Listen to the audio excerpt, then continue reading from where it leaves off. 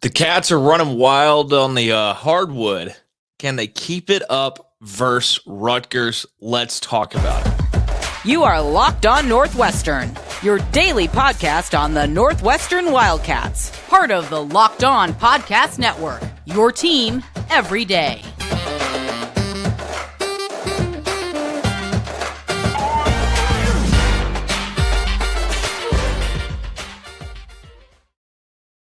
Hey everybody, and welcome in. This is Locked On Northwestern, part of the Locked On Podcast Network, your team every day. We appreciate you making Locked On Northwestern your first listen every day. We're available wherever you get podcasts, Apple Podcasts, Spotify, wherever you can find us. And we're also on YouTube. Just search Locked On Northwestern. You can find us there. And make sure wherever you're listening, you're subscribed and you turn on notifications. You don't want to miss an episode. All right, so let's hop into this real quick because Northwestern basketball right now, things are looking really optimistic. This team has all the momentum in the world right now, coming off the biggest week that they've had all year, pulling back-to-back upsets against Illinois at home and then Indiana on the road. Continuing to build that resume, 12-3 overall this year. You have to be excited if you're a Northwestern fan, but there's still work to be done. They're 3-1 in Big Ten play. They're in a great spot right now. I think they are a half game behind Purdue, if I recall correctly, for first place in the league. So look, this Northwestern team, it's still early in Big Ten play, but the early returns have been good. You're 3-0 on the road this year, which is impressive. Two of those being Big Ten games, ranked wins on the road, actually, for this team. This team has 3 quality losses this year, a 43-42 loss to number 21 Auburn in Cancun at the Cancun Challenge. Northwestern almost pulled that upset and started the season undefeated through the first 10 or so games. And then there was the 87-58 loss to Pitt at home, which we thought at the time was really bad. But, when you go back and watch that game, Pitt gets crazy hot from 3 and just shoots Northwestern out of the gym. It was an awful loss at first, one that should not have happened. But tell you what, Pitt's been a solid team this year. They're 11-5, 4-1 in conference play. They had 3 losses in a row early in the year against West Virginia 81-56, Michigan 90-61, and VCU 71-67. Then they had a close loss to Vanderbilt 75-74. And then they had, I believe, they have done really well in conference play when you look at it. They're 4-1 in conference play. They have wins, a 68-60 win over NC State on the road. And then they had an 84-82 win at Syracuse. Then they followed that up with a 76-74 win versus North Carolina, a 68-65 win versus Virginia, and they did just come off a 75-74 loss to Clemson, which is not exactly you would have hoped that at home they would have been able to pull off that win. Unfortunately, they were not able to, but still, their season's gone a lot better than we expected. So that loss, that lessens the hurt of that loss to them. Then you see this Northwestern team, this Pitt team, actually, by the way, they get Duke on the road tomorrow. This Northwestern team lost 73-57 to Ohio State. That's a quality loss. A 10-5 Ohio State team, 2-2 in conference play. They're a team that's pretty high up there in KenPom and net rankings in the 20s, I think. But that was a game that Northwestern could not buy a bucket. They got down 34-8, started 2 of 24 from the field. You're not going to win a Big Ten game shooting like that, even if you're playing the worst team in the league, which right now appears to be Minnesota. But this Northwestern team did go get some huge wins this year. They went on the road early in the year when we didn't exactly know what this Northwestern team was. They got a 75-63 win at Georgetown. Then in their first Big Ten game, coming off a bad loss to Pitt, or at the time, bad loss to Pitt. They bounced back on the road at number 20 at the time, Michigan State, and got a 70-63 victory in that one. And that really kind of, to me, changed the vibes of the early portion of the season, because the Pitt game, you had so much momentum. You even could see that momentum in a 1-point loss to Auburn. Things had not cratered on you in any capacity. The Michigan State game, had you just gotten whooped in it, it would not have gone well. I think things could have turned for the worse. But then you come back, you have that loss to Ohio State that went really poorly. Vibes kind of got a little shaky again. Well, they bounced back on Wednesday when they welcome Illinois to town, and they get a huge 73-60 victory. Big key of that game is this team got to the free throw line early and often, and a crazy amount of times. Got to the line 40 times to Illinois' 10. And then look, they go into the weekend, another tough road ranked matchup.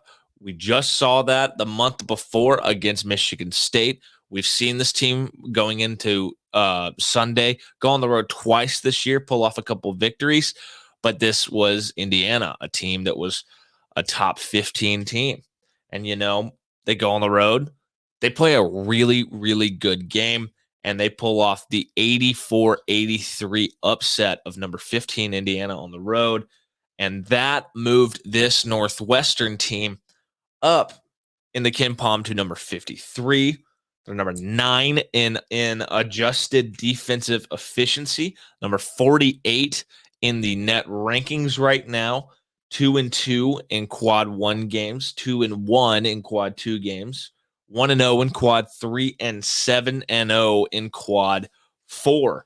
Also, when you dive into those KenPom stats for this Northwestern team, they're number 2 in the country in defensive 2-point field goal percentage, with allowing 41% of opposing 2-point field goals to be made.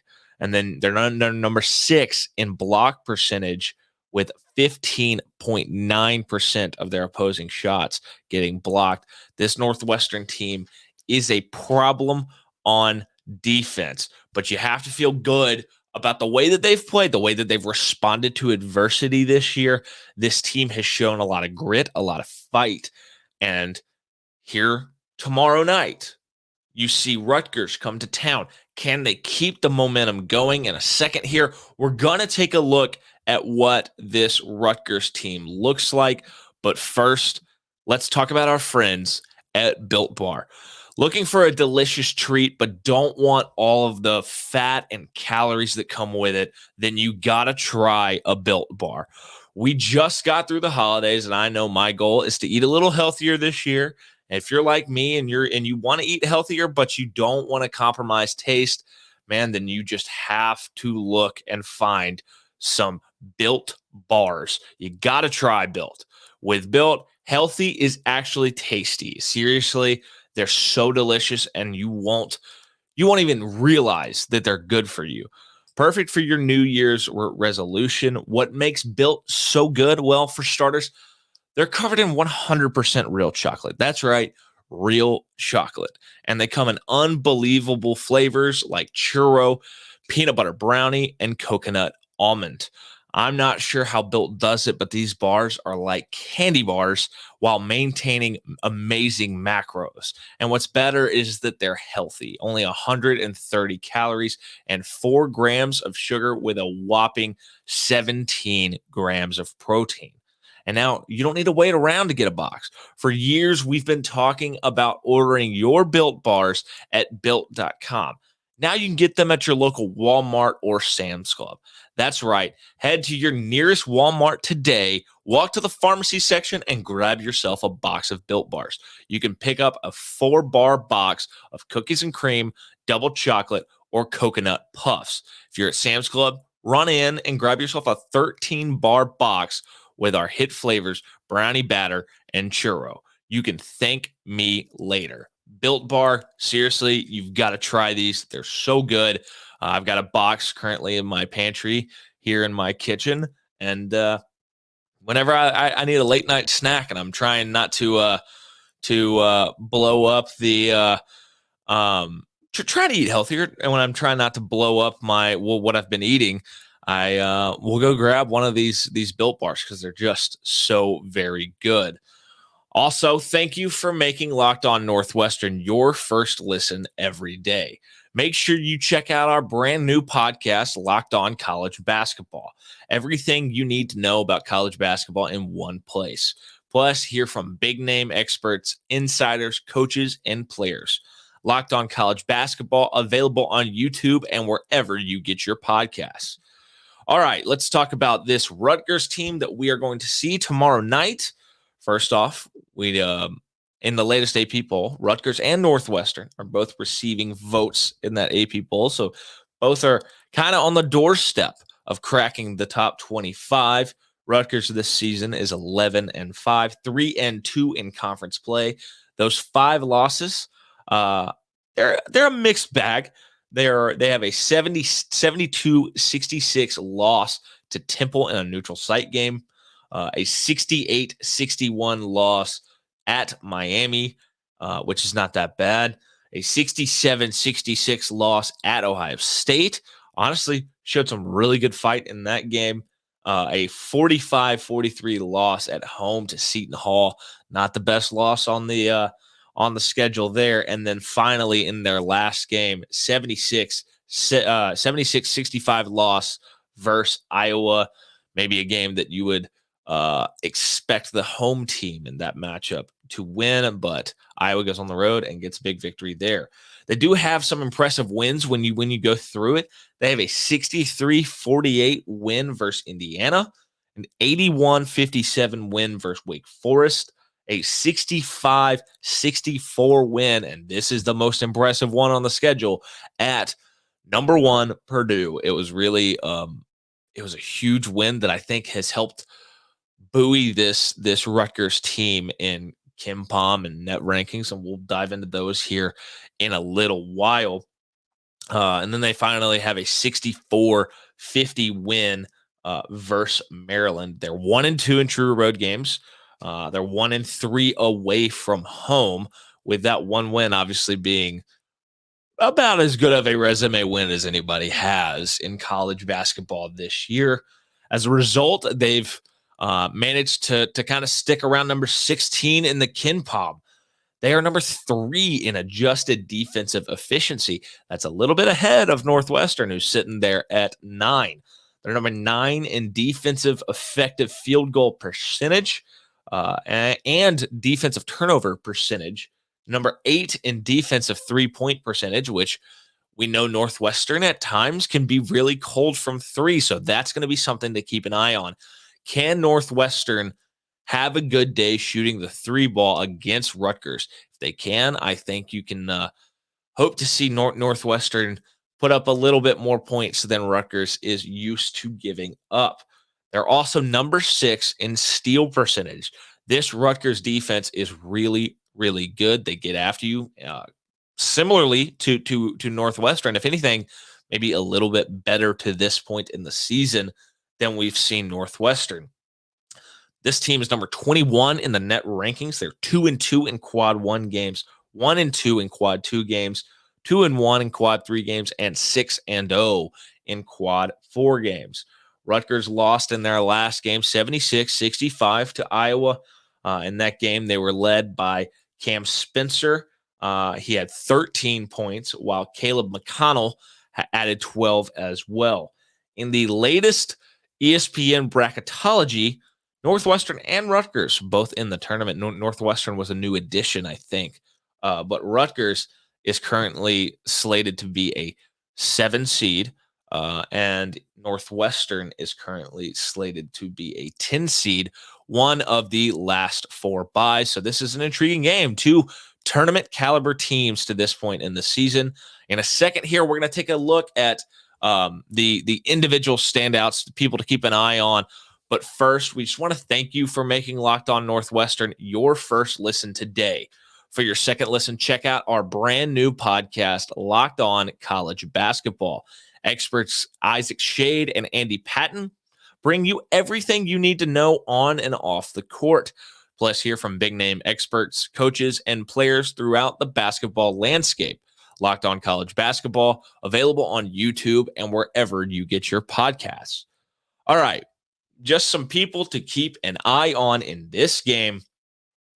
You've got Rutgers, who's a pretty well-rounded scoring bunch, to be honest with you. Cam Spencer leads the team with just 10.8 points per game, followed by Paul McCahey, 10.6 points per game. Clifford Amaruyi, I think is how you pronounce it, 9.4 points per game. Andre Hyatt, 9.4 points per game. And then Caleb McConnell also has 9.8 points per game. So 5 guys scoring between that 9.4 to 10.8 points per game kind of area. So you know that if one guy has a bad game, there's 4 other guys to kind of pick up the slack for this Rutgers team.